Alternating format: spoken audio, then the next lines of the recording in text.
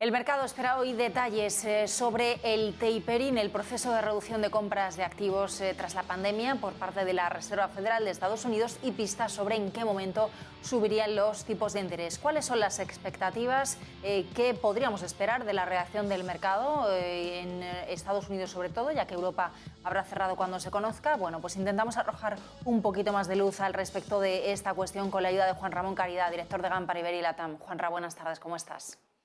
Muy buenas tardes, encantado de estar con vosotros. Bueno, ¿qué expectativas tienes de esas reducciones que podríamos esperar dentro del quantitative easing de la Fed y sobre la fecha y forma en la que podrían empezar a hacerse esos anuncios?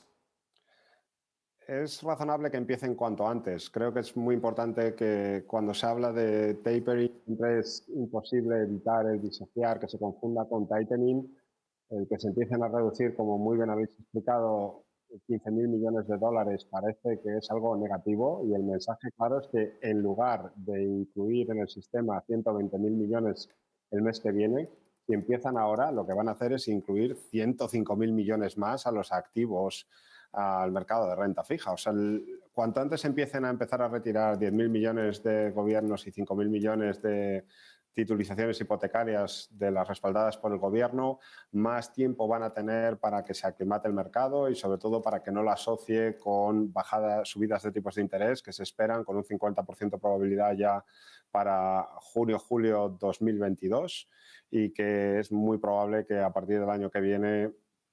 se sitúen las expectativas de subida de tipos de interés en torno a 50 puntos básicos.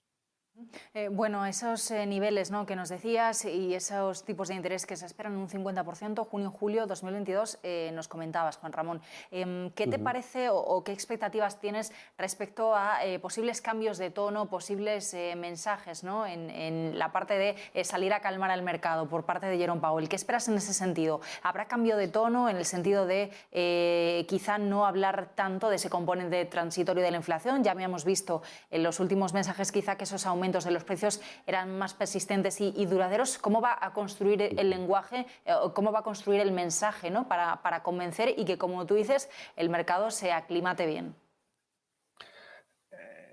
Yo creo que va a intentar separar los tres temas de manera muy marcada. El retirar los estímulos, el mercado lo tienes descontado. Si vemos la evolución en los últimos días del 10 años americano o del 30 años, el 10 años claramente por debajo del 1,60, el 30 años por debajo del 2%, son unos niveles de tipos de interés que en ningún momento dan señales de preocupación y un poco muestran la referencia, y es que aunque haya algo de retirada de estímulos, se sigue inyectando muchísimo.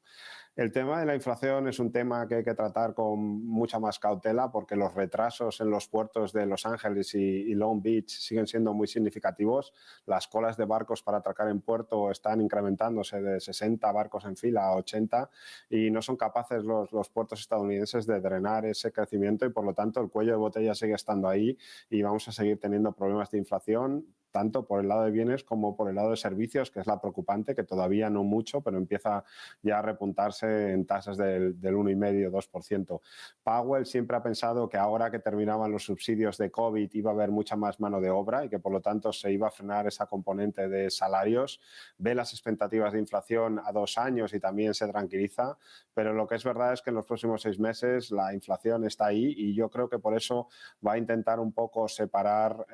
y centrarse a insistir en que esa inflación es transitoria, que es cuestión de 6-12 meses y recalcar, y ahí va a ser el punto en que no le va a cambiar mucho su hoja de ruta en cuanto a políticas monetarias restrictivas. Y respecto a los tipos de interés, el que suba un cuarto de punto, medio punto, lo hemos visto en Australia, por ejemplo. También es noticia de hoy que Australia, aunque empiece a cambiar su política monetaria, lo importante es lo que haga con su balance y el que no decida mantener los tramos a 3 años, 5 años en niveles bajísimos. Y mientras no mueva su balance, el que suba un cuarto de punto va a ser bien digerido o tratado por el mercado. O sea, no hay presión de subida de tipos, sí preocupa lo de la inflación y no preocupa en demasía el tapering.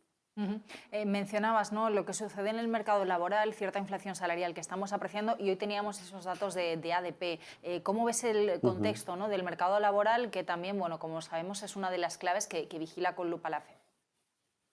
Hay que esperar los datos oficiales del viernes con esa previsible creación de puestos de trabajo de en torno a 450.000, pero Powell se va a agarrar también a los datos de septiembre diciendo que el mes pasado fueron solo 194.000 y que en ese sentido todavía el mercado estadounidense no da una señal de fortaleza lo suficientemente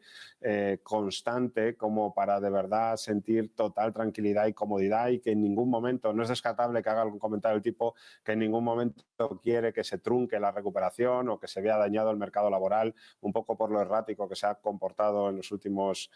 meses. Así que octubre seguramente le dé la razón. Los datos que comentabais de lo que se ha visto esta semana apunta a que perfectamente puede empezar con el tapering, pero va a disociar muy mucho lo que tenga que ver con tipos de interés hasta que no vea de verdad una serie de trimestres consecutivos donde la creación de puestos de trabajo sigue tan fuerte como se espera este mes, 450.000, y sobre todo que las tensiones salariales se estabilizan, que no veamos un repunte de salarios en Estados Unidos. Y un poco la gran incertidumbre que puede haber ahí es eso, en cómo la gente que ha estado viviendo de subsidios acepta que ya tiene que reincorporarse al mercado laboral en Estados Unidos.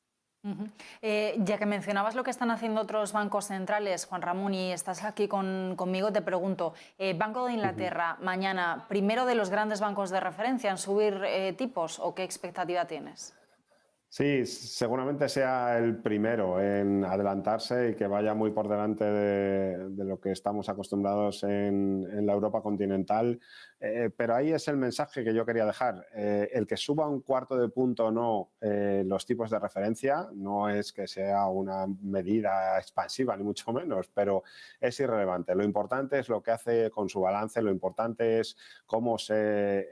evolucionan los costes de financiación, los tipos a 3, 5 o 7 años, y ahí de verdad lo que tiene importancia son las compras y es lo que hace con su balance. El que suba un cuarto de punto pero se mantengan muy bajos los tramos cortos, medios y largos de la curva haría prácticamente inocua esa subida de tipos de interés, que por supuesto es una señal hasta saludable, porque estando como estamos a nivel de crecimientos, a nivel de inflación, el no subir los tipos de interés es hasta irresponsable, porque todo es cíclico y en algún momento lo vamos a echar de menos. Así que yo creo que es importante, si anuncian subida de tipos de interés los ingleses en un cuarto de punto, pero al mismo tiempo siguen dando mensajes de tono expansivo, lo que están diciendo en la práctica es que con su balance van a seguir